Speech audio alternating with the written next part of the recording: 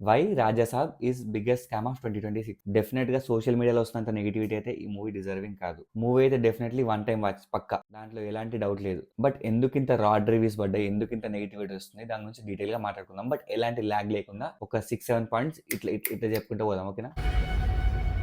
అభి Dekh లీజియే. Heroines part trim చేసి songs, అడ్డమైన songs అని తీసేసి ఈ సినిమాకి ఏం కావాలో ఆ ఇంపార్టెంట్ సీన్స్ అన్ని, ట్రైలర్ లో కొన్ని ఇంపార్టెంట్ సీన్స్ ఉన్నాయి కదా, అవన్నిటిని అట్లే ఉంచి, ఎస్పెషల్లీ మన పెద్ద రాజాసాబ్ సీన్స్ డిలీట్ చేయకుండా అట్లే ఉంచి, మూవీ సంక్రాంతికి కాకుండా December, already pre plan December 5th ఉండే కదా, ఆ December 5th కి రిలీజ్ చేసి ఉంటే డెఫినెట్ గా ఈ మూవీ ఇంతకంటే 2 times కలెక్ట్ చేసేది. నా వరకు ఈ మూవీకి నెగిటివిటీ రావడానికి బిగ్గెస్ట్ రీజన్ వచ్చేసి పెద్ద ప్రభాస్ సీన్స్ లేకపోవడం.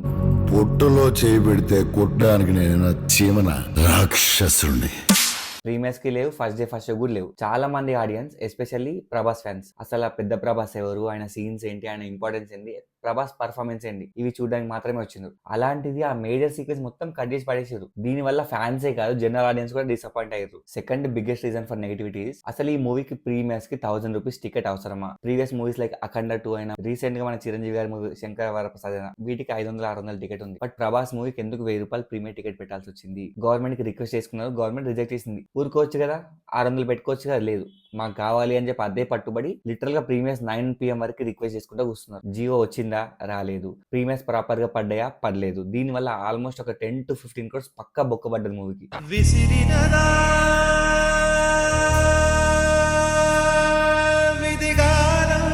దీన్నే కొంచెం ప్రాపర్ ప్లానింగ్ తో ఒక 1 week ముందే రెడీ చేసుకుని పెట్టుకుని 8:30 or 9 PM కి షోస్ పెట్టుకుంటే 600 రూపీస్ టికెట్ పెట్టుకుంటే కనీసం ఒక 15 కోట్లు ప్రీమియర్ రోజే వచ్చేది తెలంగాణలో. బట్ ఏమైంది? దొబ్బింది. కలెక్షన్స్ పక్కన పెడితే ఈ మొత్తం తంతు వల్ల ఘోరంగా నెగిటివిటీ వచ్చింది పీపుల్ మీడియా ఫ్యాక్టరీ పైన, బికాస్ ఆఫ్ పూర్ మేనేజ్మెంట్ అని చెప్పి. వీళ్ళు స్టార్టింగ్ నుంచి ప్రమోషన్స్ లో ఏమని చెప్పుకుంటూ వస్తున్నారు, ఈ మూవీ బడ్జెట్ 300-400 మధ్యలో ఉంది, ఆల్మోస్ట్ ఒక 400 టచ్ అయింది అంటున్నారు. మూవీ చూస్తున్నాను సేపు ఎక్కడైనా మనకు ఫీలింగ్ వచ్చిందా? ఎక్సెప్ట్ ఆ క్లైమాక్స్, ప్రీ క్లైమాక్స్ 45 minutes ముందర తప్పించి ఎప్పుడైనా త్రూ అవుట్ ద మూవీ మనకి ఇది 300 బడ్జెట్ మూవీ అనిపించిందా? మనకైతే ఎక్కడ 400 crores క్వాలిటీ కనబడలేదు. ఇఫ్ నిజంగా 400 crores బడ్జెట్ పెట్టుంటే ఎక్కడ పోయింది ఆ బడ్జెట్?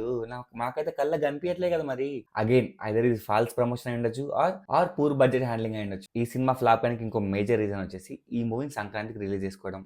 ఎవడ్రా సంక్రాంతికి ఫ్యామిలీస్ తో హారర్ మూవీకి, ఫ్యాంటసీ మూవీకి వెళ్తాడు? ఎవడన్నా ఒక మంచి హ్యాపీ ఎంటర్టైన్మెంట్ మూవీ చూద్దాం అనుకుంటాడు కానీ హారర్ మూవీకి ఎందుకు వస్తారు సంక్రాంతికి ఫ్యామిలీస్? దట్టు ఈ మూవీకి కాంపిటీషన్ లో ఉన్న 4 సినిమాలు లైక్ వరప్రసాద్ అయినా, నారి నారి అయినా, అనగనగ రాజు అయినా, రవితేజ గారి మూవీ అయినా, అన్ని మూవీస్ ఎంటర్టైన్మెంట్ మూవీసే కదా. సో ఎవడన్నా సంక్రాంతికి ఎంటర్టైన్మెంటే కావాలనుకుంటాడు. అలాంటిది హారర్ ఫ్యాంటసీ పట్టుకోసం ఎందుకు చూస్తారు? హ్యాపీగా December 5th ఒక డేట్ ఇచ్చారు, ఆ రోజు రిలీజ్ చేసుకుంటే అసలు ఈ ప్రాబ్లమ్స్ ఉంటుండేనా? ఎవడైతే ఈ మూవీ సంక్రాంతికి పోస్ట్ పోన్ చేద్దాం అనుకున్నాడో వాడిని పట్టుకొని దానాలు. ఫస్ట్ అయితే హ్యాపీగా December 5th వచ్చి ఉంటే అసలు కాంపిటీషన్ లేకుండే కదా, ఈజీగా ఈ మూవీ కూడా సలార్ లాగా నంబర్స్ పెట్టేది. బట్ ఇప్పుడు ఏమైంది? పాయింట్ నెంబర్ 5, ఈ సినిమాని వీళ్ళు హారర్ ఫ్యాంటసీ అని చెప్పి ప్రమోట్ చేశారు కదా. మూవీలో ఎక్కడన్నా మీకు హారర్ కనిపించిందా? భయపడ్డారా? నిజంగానే ఆ దయ్యాలను చూసి భయమైందా? ఆ దయ్యాలని చూసే చిన్న పిల్లలు కూడా భయపడరు, లిటరల్ గా చిన్న పిల్లలు కూడా భయపడరు. అలాంటిది ఆ వరస్ట్ గ్రాఫిక్స్, ఆ వరస్ట్ VFX వేసుకొని భయపెడతారంటే ఎట్లా నమ్మిర్రా మీరు? నాకు అర్థం కాదు.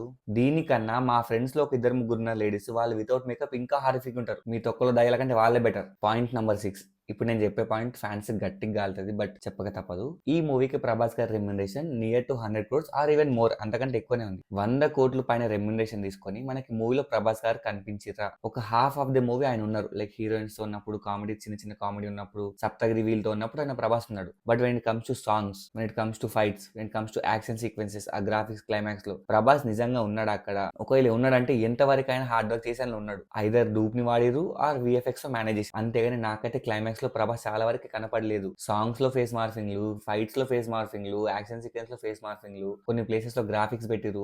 100 కోట్ల రెమ్యునరేషన్ తీసుకొని ఏంటయ్యా ఈ ఎఫర్ట్స్?